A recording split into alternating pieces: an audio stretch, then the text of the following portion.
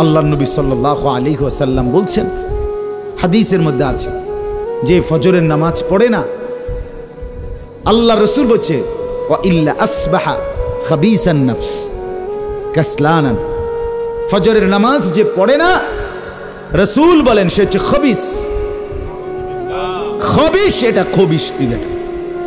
এই তোমরা যারা ফজরের নামাজ পড়ো না, খবিস তুই বেটা, খবিস।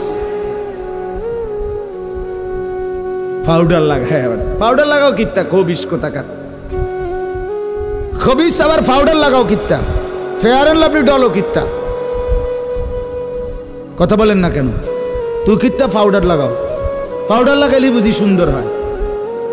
বেড়িয়ে দেখো না পাউডার লাগায়ও, এ বুড়িয়ে লাগায় ঘন্টা দুয়েক পর আবার এ বুড়িয়ে দুইয়া লাগ, বুড়ি জানে এটা ধোকা, ঠিক কিনা বলেন না? এটা যে ধোকা, নাহলে বুড়ি ধোকা। মেকআপ বক্স ধোকা আবার লাগাইয়া সেটা, এটা ধোকা, এটা আসল না, এটা নকল। আল্লাহ নবী সাল্লাল্লাহু আলাইহি সাল্লাম বলেন বেনামাজি খবিস। আর নবীজি হাদিসে আছে, বাথরুমে ঢুকতে, পেশাব পায়খানায় ঢুকতে নবীজি খবিস থেকে পানাহ চাইতেন, দোয়া পড়তেন। তো এই দোয়ার অর্থ কি? আল্লাহ আমি খবিস থেকে কি চাই? পানাহ চাই। তার মানে নবীজি বুঝাই দিছে উম্মত, পেশাব পায়খানার মধ্যে থাকে খবিস। খবিসের ঠিকানা কোথায়? Bathroom, bathroom, toilet. আল্লাহুম্মা ইন্নী আউযু বিকা মিনাল খুবুসি ওয়াল খাবায়েস। আল্লাহ খবিস থেকে পানাহ চাই। বাথরুমে ঢুকতে বলেন, জন্য বেনামাজি খবিস। এই খবিসের ঠিকানা টয়লেট, নাপাক, এটা নাপাক, এটা অপবিত্র, অপদার্থ, এটা অকর্মণ্য। এটা জিন্দেগির আর অর্থ কি? জীবন মানে খানা, জীবন মানে ঘুম, জীবন মানে লজ্জাস্থানের চাহিদা পূরণ, যৌন চাহিদা পূরণ, এই তিন জিনিস। তাহলে কুকুরের সাথে, বিড়ালের সাথে, গরু ছাগলের সাথে তফাৎ কি? ওই প্রাণীগুলোও তো খানা, ঘুম এবং যৌন চাহিদা পূরণ করে কিনা? কথা বলেন না কেন? কুকুরের ছাও আছে কিনা? তো কুকুর বিড়াল খায় কিনা? কুকুর বিড়াল ঘুমায় কিনা? তো তোমার সাথে তফাৎ কি? বেনামাজি বলে সেজদা নাই যার কপালে, আমনের লগে জানোয়ারের পার্থক্য কোথা? আমনে খারাইয়া কনছে ভিডিও করুক, আমনে কম। হ্যাঁ হ্যাঁ বলেন, এখন বলেন, আমরা শুনি, এনে 10 জনে বিচার করুক, পার্থক্য কোন? আপনার সাথে জানোয়ারের তফাৎ কি? ছেলেরা বলো বাবা, তোমরা যারা মাগরিবের নামাজ পড়ো নাই, হ্যাঁ, লজ্জা কোথায় তোমাদের? শরম কোথায়? এই বেহায়া, কোন লজ্জায় আল্লাহর জমিনে চোখ তুলে তাকাও? হ্যাঁ, নির্লজ্জ। ছি ছি ছি ছি। মুসলমান এত আত্মমর্যাদা বোধহীন হয় কিভাবে? মালিককে চেনে না, বানানেওয়ালাকে চেনে না, গোলামি বোঝে না, সেজদা দিতেও মন চায় না। মুসলমান এত পাষাণ হয় কেমনে? আরে তার মা কোথায়? তার বাবা কোথায়? আরে তুই কোন মার দুধ খাইছত রে? তোরে কি মা দুধ খাওয়ায় নাই? তুই কি বাবার হাতে বড় হও নাই? তুই কি মুসলমানের ঘরে জন্ম নেও নাই? হায় না ফরমান। মা বাপ গুলোকে বললাম, কি ফুতেরে মা আমনে দুধ খাওয়াইলেন? এই অপদার্থ তো সেজদাও দেয় না। হ্যাঁ, এই বাপ কাল লাগে বিল্ডিং বানাইলেন, এই হাইওয়ান তো সেজদাও দেয় না। কাল লাগে সোফা বানান, মাতবুরি দেখান, চা দোয়ানে বইয়া গপ মারেন, জিফুত লইয়া বালা আসি, কিতা বালা? এ ফাঙ্গাস আর তেলাপিয়া খান যে, এ কারণে বালা। হ্যাঁ, এ ফার্মের মুরকা আর কক মুরকা, দুন্দুল আর করলা, দৈন্যা তার কাঁচামরিচ, টমাটো আর এ শশা, এই তো খানা। আর কিতা কথা বলে? নার কি গুড়িয়া গেরে তো ফাঙ্গাস তেলাপিয়ে। দুনিয়ার বেশি কি ভোগ করছি আমরা? খুব আশ্চর্য কিছু, অনেক কিছু দুনিয়া ভোগ করছি আমরা। এটুকু দুনিয়া ভোগ করছেন বলে এ ফান কদ্দুর খান, বিড়ি খান, চা খান, বন খান, টেলিভিশনে মানুষের বেডির নাচ চান। আমনের বেডি তো আর নাচে না, নাচে মানুষের বেডি। কথা বলেন না? এতটুকু দেখেই দুনিয়া ভোগ করছেন বলে খুশি হয়ে গেলেন, তৃপ্ত হয়ে গেলেন, মজা পেয়ে গেলেন। আহা, আফসুসের ব্যাপার। এত লম্বা আখিরাত কেমনে পার হবেন? এত লম্বা কবরের জিন্দেগি কেমনে পার হবেন বলেন তো? নূহ আলাইহিস সালামের জামানায় যারা মারা গেছে তারা আজ কত হাজার বছর কবরে পড়ে আছে। ইব্রাহিম আলাইহিস সালামের জামানায় যারা মারা গেছে তারা আজকে কতদিন কবরে পড়ে আছে। হ্যাঁ, আবু জেহেল আজকে কত বছর কবরে পড়ে আছে? 1450 বছর, আরো বেশি, 1450 বছর ধরে পড়ে আছে কবরে। এরপরে তো হাসরের মাঠ, এরপরে তো ফুলসেরা, এরপরে তো জাহান্নাম, আর তো রইছে। তাহলে দুনিয়ায় থাকলি কতদিন, কবরে পড়ে রইলি কতদিন? আপনি বলেন। আবু জেহেল দুনিয়াতে ছিল 800 বছর, কথা কন না? আবু লাহাব দুনিয়াতে জীবিত ছিল 900 বছর, তো কবরে আছে কত বছর? তো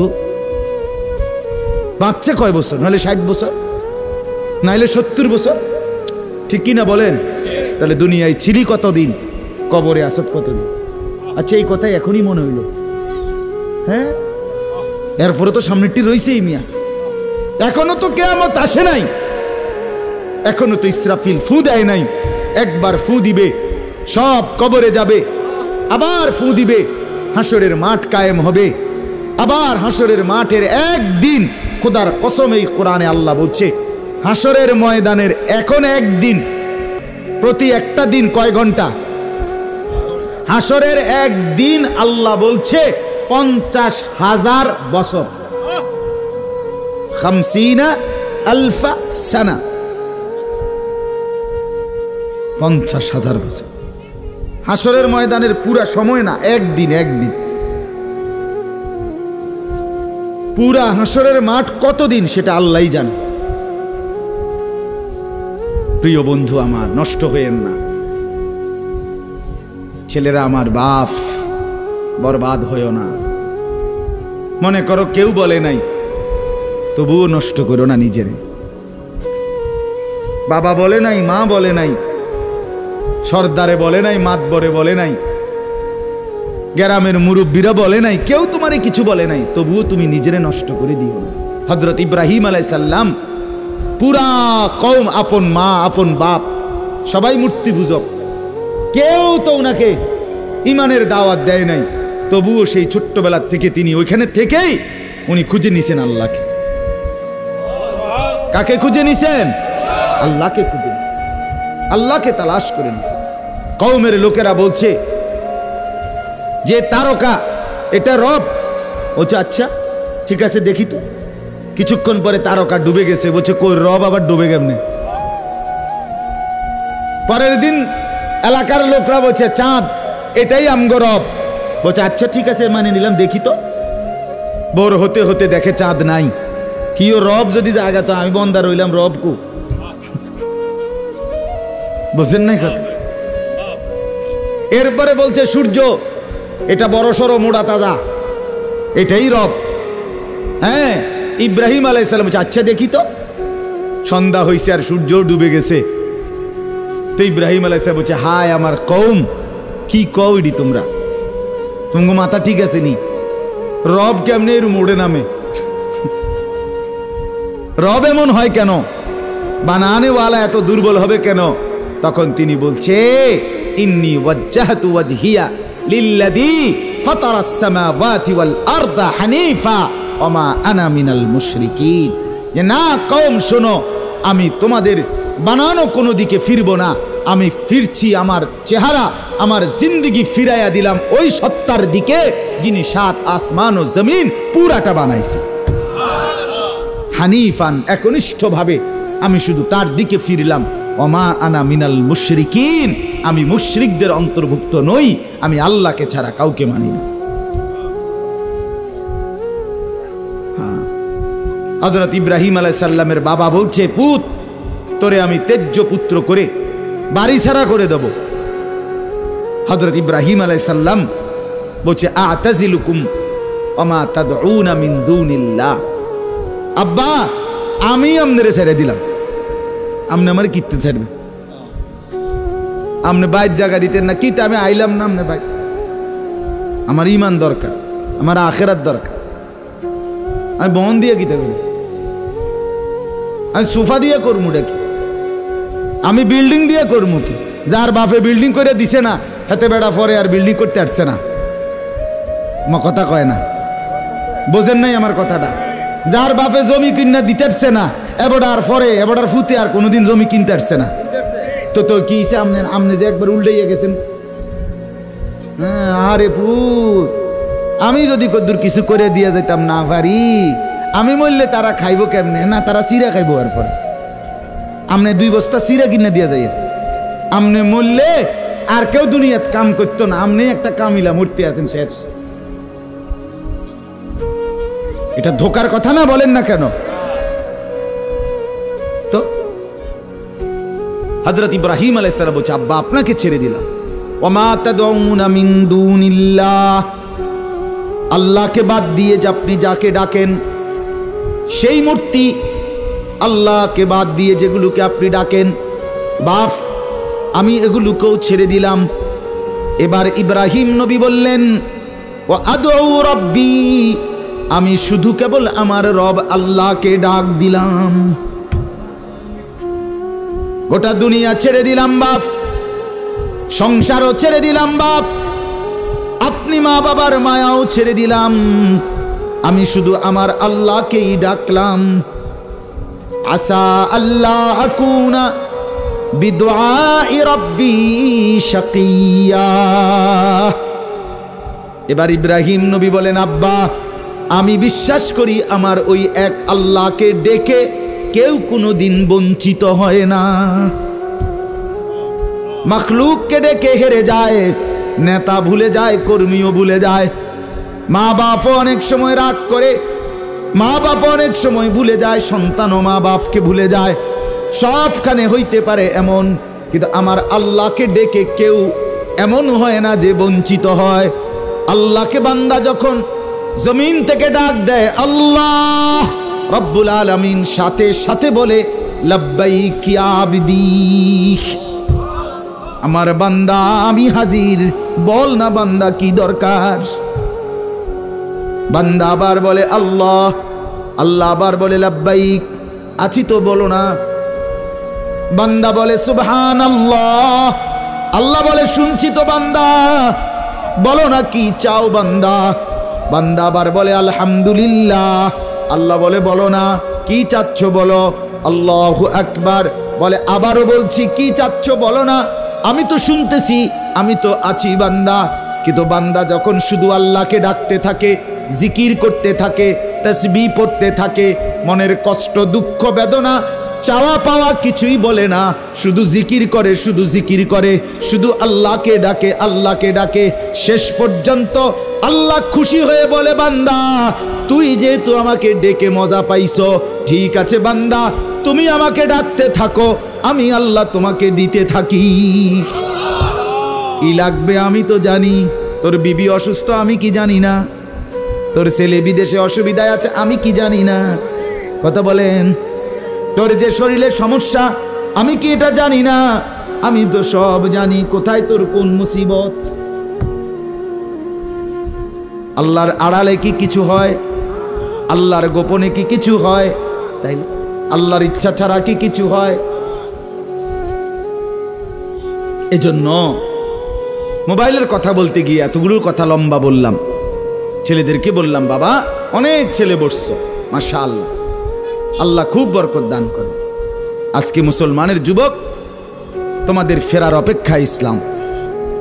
তোমরা যদি নামাজি না হও, চরিত্রবান না হও, জীবনটা যদি নারীর পিছনে আর ছবির পিছনে, নর্তকীর পিছনে আর উলঙ্গ ছবির পিছনে, মদ জুয়া জিনা ব্যভিচারের পিছনে শেষ করে ফেলো। এই চোখের দৃষ্টি, এই নজর, এই চোখের দৃষ্টি, এটা যদি নষ্ট করে ফেলো গুনাহ দেখতে দেখতে, নাপাক ছবি দেখতে দেখতে, তো তোমরা নিজের জীবনই ভালো বাঁচবা কেমনে, ইসলামের জন্যই লড়বা কেমনে?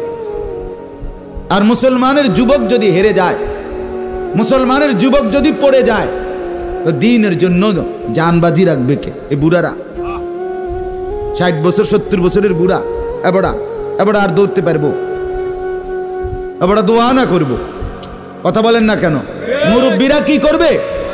কলিজা ছিঁড়ে দোয়া করবে। অতএব আমি আপনাদের কাছে এতক্ষণের কথার মূল একটা উদ্দেশ্য, আমি দুইটা আয়াত পড়ছি, এই আয়াতের আঙ্গিকে কথাটা বলার জন্য বলছি। আজকে আমরা গুনার মধ্যে সবচেয়ে বেশি, বহুভাবেই আমাদের মধ্যে গুনাহ আছে, বাকি এই নজরের গুনাহ আমাদের সবচেয়ে বেশি। কিসের গুনাহ বলেন না? নজরের গুনাহ। আমাদের চোখ নিয়ন্ত্রণ হারা, বাঁধন হারা। আমাদের যুব সমাজ, ছেলে মেয়ে, তাদের পুরাটা চোখ তারা মোবাইলকে দিয়ে দিছে। ওই যে আগে যে শুনছি যে স্বেচ্ছায় চক্ষুদান করতো, কথা বুঝছেন না কথা? হ্যাঁ, মরণোত্তর চক্ষুদান। এই মরণোত্তর চক্ষুদান না, জীবিত চক্ষুদান। ওই দেখেন, ওই দেখেন ইয়া দেখো, ওই মোবাইল কার হাত, এতে সাইজ হলো ট্যাবলেট সাইজ, তার থেকে তার মোবাইল বড়। যেই অপদার্থ তার হাতেই মোবাইল দিছে, ওই সবচেয়ে বড় অপদার্থ। ওইটা একেবারেই অপদার্থ। সে যদি ভাই হয় তো ভাই অপদার্থ, বাপ যদি হয় ওইটা অপদার্থ বাপ। এই সন্তান নষ্ট করার সবচেয়ে বড় দায়ী আপন গার্জিয়ান। মা বেডি 2 বছরের বাচ্চাটারে বড় মোবাইলটা দিয়ে দিছে, তুই টিপ এটা, তুই তাবু ডিস্টার্ব করিস না, আমি সাইজ দিয়ে আসি ড্রেসিং টেবিলে, এবুডি পাউডার ডলে, হেতে মোবাইল টিপ। কথা বুঝেন নাই? ও বেডি হিন্দি সিরিয়াল দেখে টেলিভিশনে, হ্যাঁ হিন্দি সিরিয়াল দেখে, ইন্ডিয়ান সিরিয়াল দেখে, কি দেখে? মনোযোগ দিয়ে দেখে।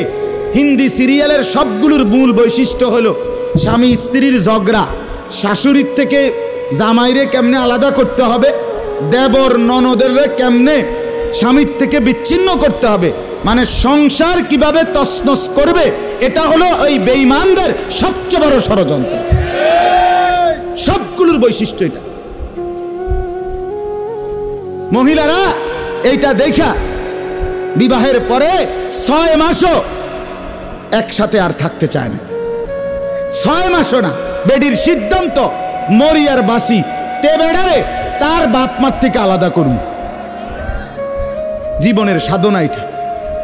হায় হায়, লানত, অভিশাপ ওই নারীর প্রতি, যে নারী তুমি বেটি তোমার একটু সুখের জন্য স্বামী বেচারাকে আলগা করে লাইলা। তুমি তো কিছুক্ষণের সুখ হয়তো পাইবা, কিন্তু এই স্বামী মা বাবার নাফরমানির কারণে এই ছেলেটা তারে তো চিরদিনের জন্য জাহান্নামী বানাই দিল। মা বাপ যদি কষ্ট পায়, আহাজারি করে, মা বাপের কলিজার মধ্যে যদি ব্যথা লাগে, তো এই সন্তান জাহান্নামী হবে না? বলে। এজন্য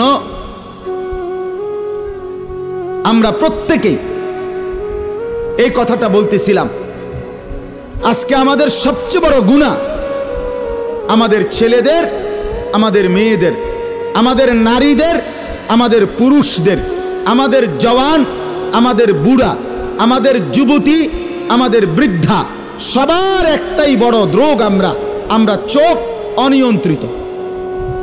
বুড়া মানুষও টেলিভিশন চায়, বুড়া চাচা বাঁকা হয়ে গেছে, কাশে বেরামে ধরে গেছে, কিন্তু এবার টেলিভিশন সাউন্ড, বেডির সাউন্ড, চা দোকানে নাচ গান দেখার অভ্যাস ছোটে নাই। এমন অভ্যাস আছে কিনা বলেন না? যার নাই হেবড়া রাগ না হইলেই ভালো। আর যে বেটা রাগ হইলে, আপনার এই অভ্যাস থাকলে, আপনার রাগ হইলেই কি আর আসলেই কি। অতএব নজর নিয়ন্ত্রণ করা চাই, নজর হেফাজত করা চাই, নজর সুন্দর করা চাই। অতএব আমার বাপ, আমি আপনাদের কাছে কোরআনুল কারীমের এই 2টা আয়াতের তরজমা শুনাইতে চাই। এটা পুরুষদের জন্য, নারীদের জন্য, উভয়টা। একজন মুসলিম পুরুষ, তার ব্যাপারেও আল্লাহর হুকুম, একজন মুসলিম নারী, তার ব্যাপারেও আল্লাহর হুকুম।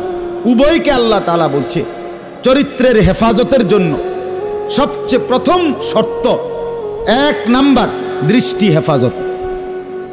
কোনো মানুষের চরিত্র সুন্দর কিনা এটার প্রমাণ তার নজর ঠিক কিনা। আপনি ওই কথা শুদ্ধ কয়, ফ্যান ফিনছে, শার্ট গাও দিছে, স্প্রে লাগাইছে, কথাবার্তা এমনি কুমাইয়া কয় জি জি জি আঙ্কেল কেমন আছেন, ভালো আছেন, এ আর মাশাআল্লাহ দেখছুনিও ভদ্র ভদ্র বাইয়া পড়তে আছে একবারে বড়। না না না না, 1 নাম্বার পবিত্রতা, সুন্দর উত্তম আখলাক, সৎ চরিত্রবানের 1 নাম্বার বৈশিষ্ট্য হলো যে যার চক্ষু নিরাপদ, যে চোখ নিরাপদ রাখে। 1 নাম্বারে আল্লাহ তাআলা বলেন। আর চূড়ান্ত হলো যে নিজের লজ্জাস্থান হেফাজত করে। এই 2 দিকের বেড়া, মাঝখান দিয়ে এর ভিতরে যা আছে সবগুলো এতে নিয়ন্ত্রিত হবে। যে নিজের চোখকে হেফাজত করে, নামাইয়া রাখে, ভিন নারী, হ্যাঁ, যেই দৃশ্য দেখা, যেই ছবি, যেই নাচ গান, অশ্লীল দৃশ্য, হ্যাঁ, উলঙ্গ ছবি, বেপর্দা নারী, ভিন নারী, যাকে দেখার আমার কাছে অনুমতি নাই, আল্লাহ অনুমতি দেন নাই, তার থেকে নজর যে নামিয়ে রাখে এবং নিজের লজ্জাস্থান যে হেফাজত করে, আল্লাহ কোরআনে বলছে যালিকা আজকা লাহুম, এটাই হচ্ছে সর্বশ্রেষ্ঠ পবিত্রতা। এটাই হলো সর্বশ্রেষ্ঠ, কি বলেন না, পবিত্র, সেই বড় পবিত্র। এবার এই শুদ্ধ কথা কোক আর সিটেঙ্গা কথা কোক, কথা নোয়াখাইল্লা হোক আর সিলিটটা হোক, এটা দেখার বিষয় না। দেখার বিষয় হলো তার নজর দৃষ্টি এটা নিচের দিকে কিনা, আর লজ্জাস্থান হেফাজত কিনা। এই দেখেন আল্লাহ কি বলে শুনেন। 18 নম্বর পারা 24 নম্বর সূরা, সূরায়ে নূর, এই সূরার 30 নম্বর আয়াত। আল্লাহ তাআলা বলেন, কুল, হে নবী আপনি বলুন, লিল মুমিনিন, সমস্ত মুমিন পুরুষদেরকে, পুরুষদেরকে মানে এই হুকুম কার্যকর শুরু হবে যেই ছেলেটা সাবালক হইছে, যেই মেয়েটা সাবালক হইছে, ওই দিন থেকে 100 কার্যকর।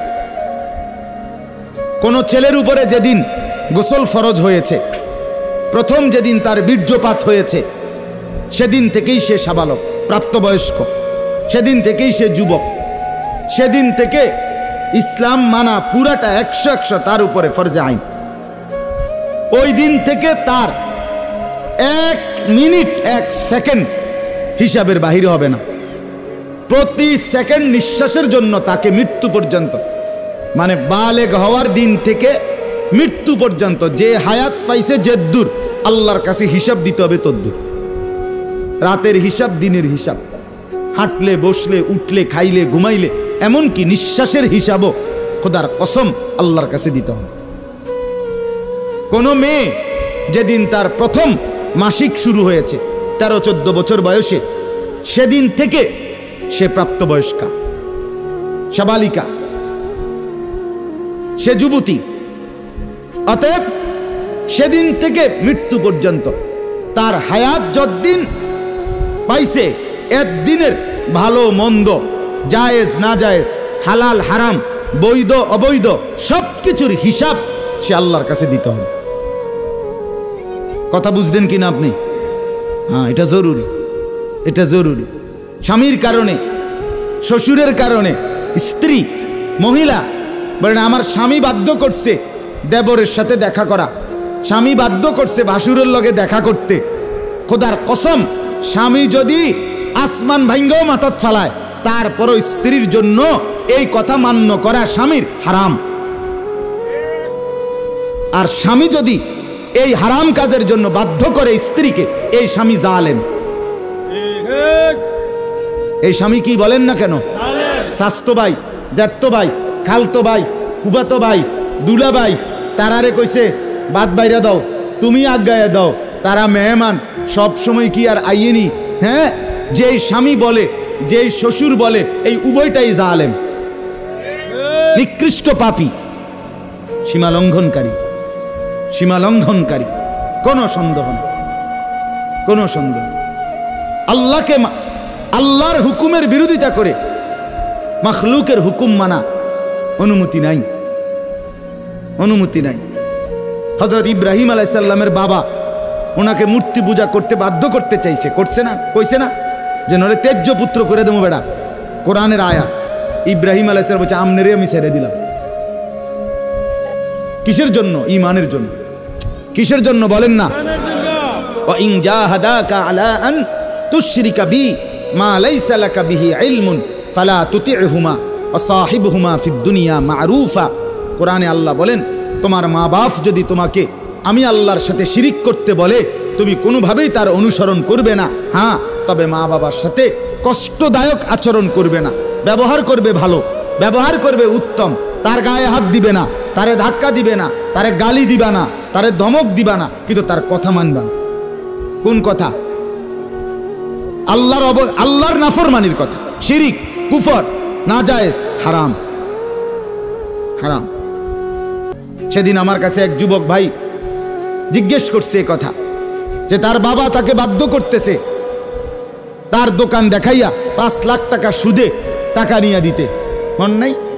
আমি পরিষ্কার আমরা বলছি যে অসম্ভব কথা। তোমার বাপ প্রয়োজনে তোমারে ঘর থেকে বের করে দিবে, দেও। এক তো তুমি তারে গালি দিও না, কিন্তু তুমি তার এই কথা মান্য না। এই কথা মানার অধিকার, যেটা আল্লাহ হারাম করছেন সেটা বাবার কথার কারণে হালাল? আরে বলেন না কেন? যেটা আল্লাহ হারাম করছেন সেটা স্বামীর কথার কারণে হালাল না। না, আমি কিতা করতাম, বেডিতে এই সমস্ত ফাঁকনা কথা কইলে হইতো না। তে বেড়া বাতানে চাইলানে আমি রাইন্দা দেই, এরপরে কিতো বেডি হেতে কইতে পারবো। আরে আলাপ, এসব আলাপ করলে হইতো। ফেরাউনের ঘরে বিবি আসিয়া, ফেরাউনের মতো জালেম কাফের, তার ঘরে নিজের ঈমান 100 ঠিক রাইখা দেখায় দিছে পৃথিবীবাসীকে যে জমিনে ফেরাউনের চাইতে বড় কাফের কে হবে। আমি তার ঘরে থাইকে ঈমানদার থাকছি, আমি স্ত্রী আসিয়া, আমি জান্নাতি। অতএব পৃথিবীর সবচেয়ে বড় জালেমের ঘরে থাকলেও, পাপীর ঘরে থাকলেও তোমাকে আখিরাত বরবাদ করতে পারবে না। আল্লাহ আমাদের মা বোনদেরকে বুঝার তৌফিক দান করে, আপনাদেরকেও বুঝার তৌফিক দান। নিজের স্ত্রী, নিজের কন্যাকে বাজারের পণ্য বানাবেন না। আত্মমর্যাদা বহুত বড় সম্পদ, গায়রত। আপনার স্ত্রী বেপর্দা বাজারে বাজারে ঘুরে, রাস্তার পুরুষ রাক্ষসের মতো তাকাইয়া দেখে, আপনার আত্মসম্মানে লাগে না? আপনি বেগায়রত, আপনি পুরুষ নামের কলঙ্ক। আপনার মেয়ে বেপর্দা হাঁটে, 8-7 কাপড় পরে, টাইট কাপড় পরে, জামা পরে, রঙ্গিলা পাউডার সিয়া সাজ্জা রাস্তার বখাটে দুই পাশে কুত্তার মতো দুই পাশে গুরগুর গুরগুর কইরা পিছনে পিছনে ঘুরে। আমনে বাপ হইয়া জানেন, মেয়ে মা হইয়া দেখছেন, আমনের গায়ে লাগে না, কলিজায় লাগে না? আপনি বেগায়রত, আত্মমর্যাদাহীন পুরুষ আপনি।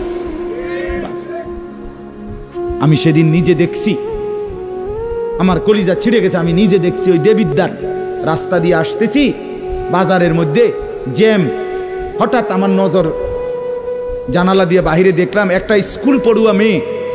মেয়েটা আপনার স্বাভাবিকভাবে জড়সড়ো হয়েই হাইটা যাইতেছে সামনে দিয়া।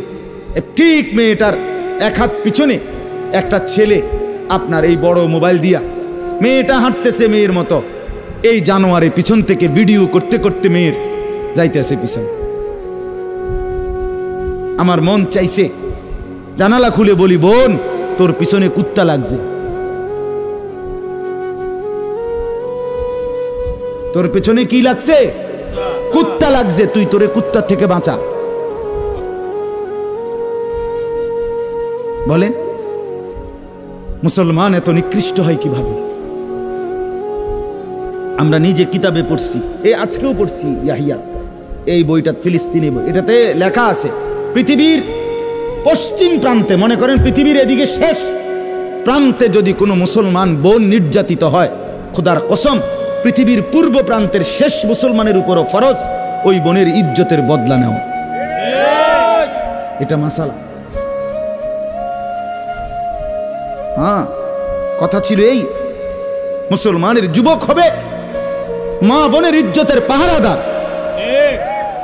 আহা, কোথায় সেই মোহাম্মদ বিন কাসেম, 17 বৎসরের যুবক, আরব থেকে, আরব জাহান থেকে আসছে ভারতে, সিন্ধু প্রদেশে দেবল রাজার এলাকায় একজন বোনকে একজন ডাকাত, জলদস্যু, একজন পানির ডাকাত জলদস্যু তৎকালীন জামানায় একজন মুসলিম বোনের গায়ের ওড়না ধরে টান দিছিল। তখন ওই বোন চিঠি পাঠাইছিল হাজ্জাজ ইবনে ইউসুফের কাছে আরব দেশে, হাজ্জাজ তুমি বেঁচে থাকতে তোমার মুসলিম বোনের গায়ের ওড়না ধরে টান দিছে বেঈমান কাফের, তুমি এর বদলা নিবা কিনা আমি শুনতে চাই। হাজ্জাজ ইবনে ইউসুফ, আমরা কিতাবে পড়ছি, এরকম চেয়ার ছেড়ে লাফ দিয়া দাঁড়াইয়া চিৎকার দিয়ে বলছে, বোন আমার, গোটা আরবের সমস্ত মুসলমান যুবক প্রয়োজনে জান দিবে, আরবের সমস্ত যুবকের কলিজা যাবে, জান দেবে, শাহাদাত বরণ করবে প্রয়োজনে, তবু আমি তোমার এই বেইজ্জতির বদলা নেব। 3 বার সেনাবাহিনী পাঠাইছে সে, 3 বার।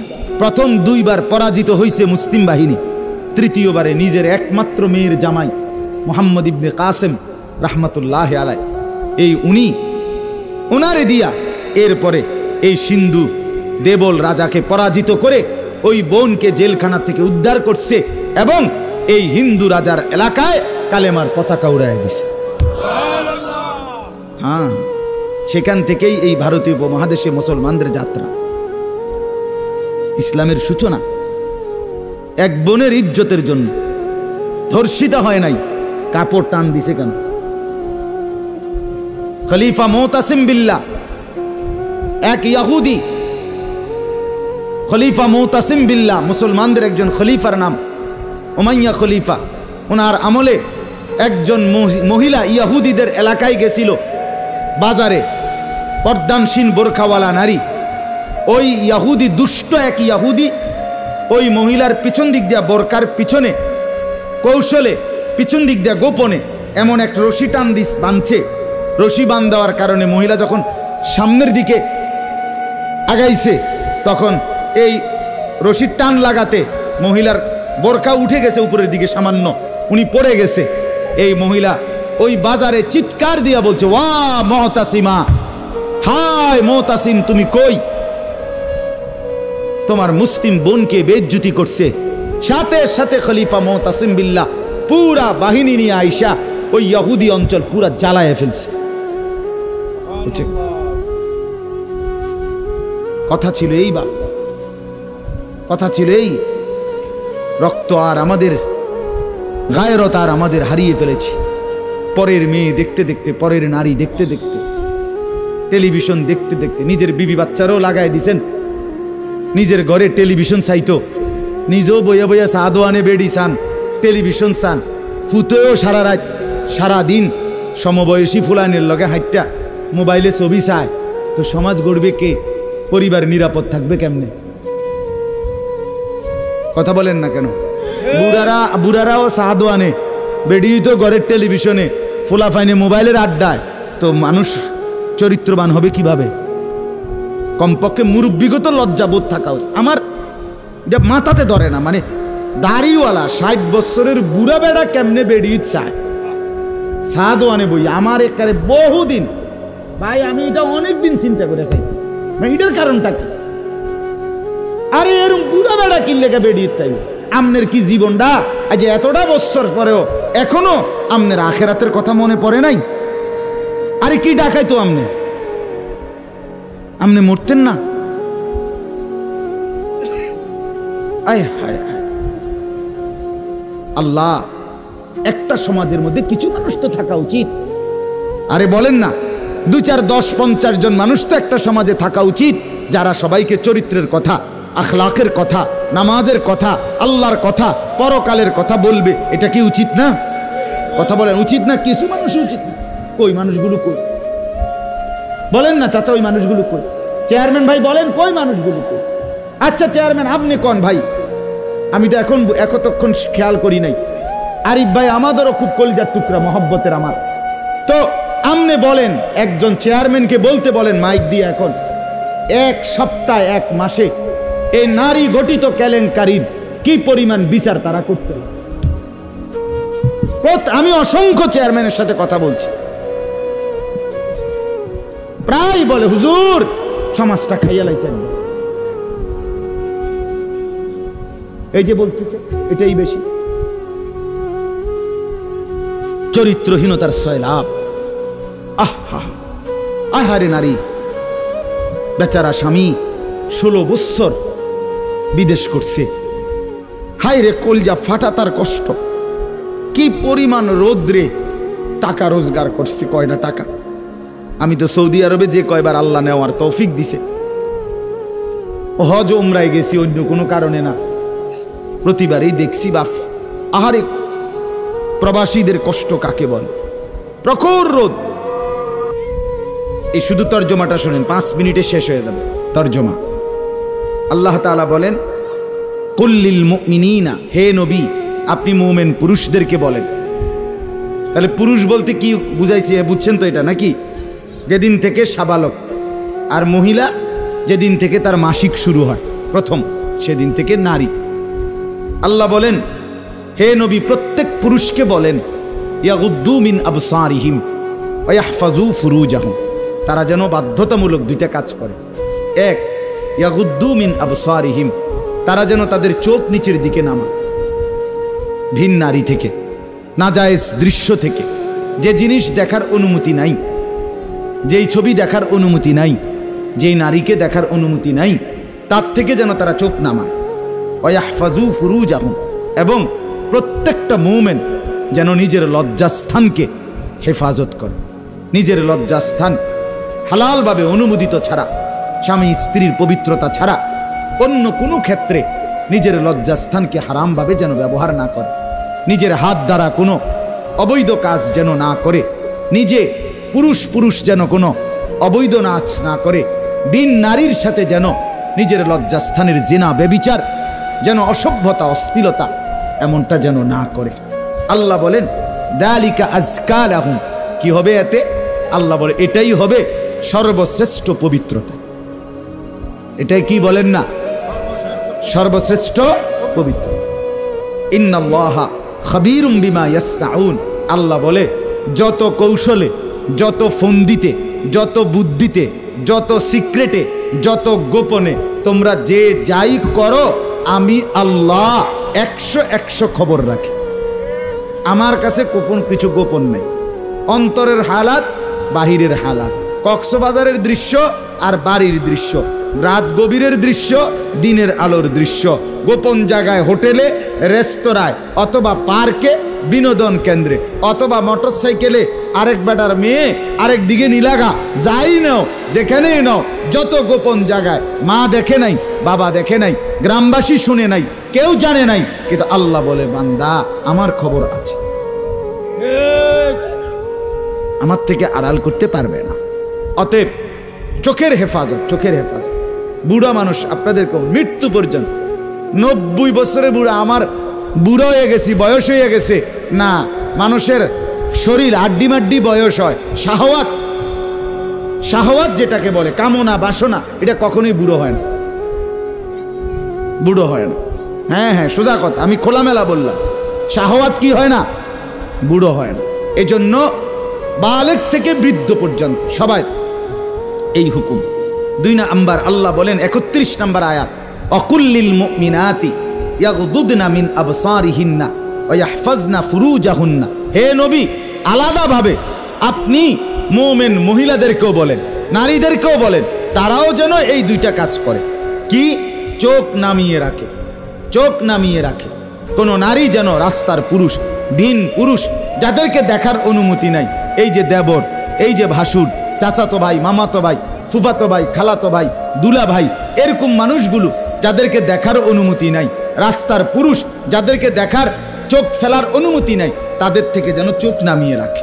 ওয়া ইয়াহফাজনা ফুরুজাহুন্না, আল্লাহ বলে প্রত্যেক নারীকে বলেন, হে নবী, তারাও যেন তাদের লজ্জাস্থানের হেফাজত করে।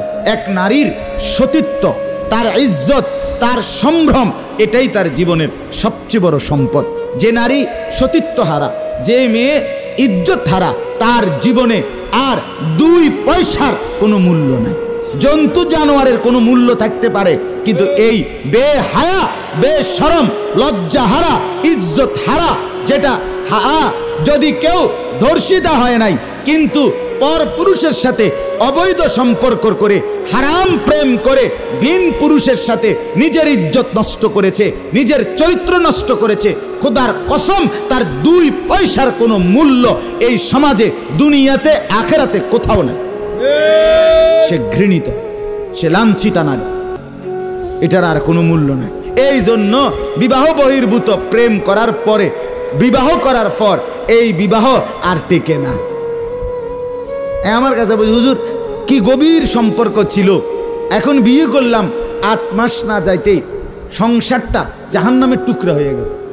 আমি বললাম মূল কারণ হইল, বিয়ার আগে আমনও হেবুডির কোনো দোষ ধরেন নাই, হেবুডিও আমনের কোনো দোষ ধরেন নাই, শুধুই কেবল ভালোই বাসছেন, কিচ্ছু আর কোনো ত্রুটি দেখেন নাই। তুমি না খুব ভালো, ও না এত ভালো, এটি তো ছিল আগে, যে সময় আপনি বালা বালা খাওয়াইছেন, চটপুটি, নুডলস, তারপরে বিভিন্ন বার্গার, এই সময় তো আরামে কথা কইছে।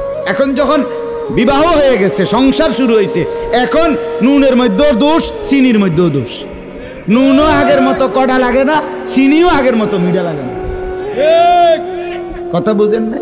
এখন ভালোবাসা ঠুস। ভালোবাসা কি? এজন্য আল্লাহ বলেন, নারীকে বলেন নজর নামাইতে এবং নিজের লজ্জাস্থান হেফাজত করতে। বাকিটা অন্য কোনো দিন।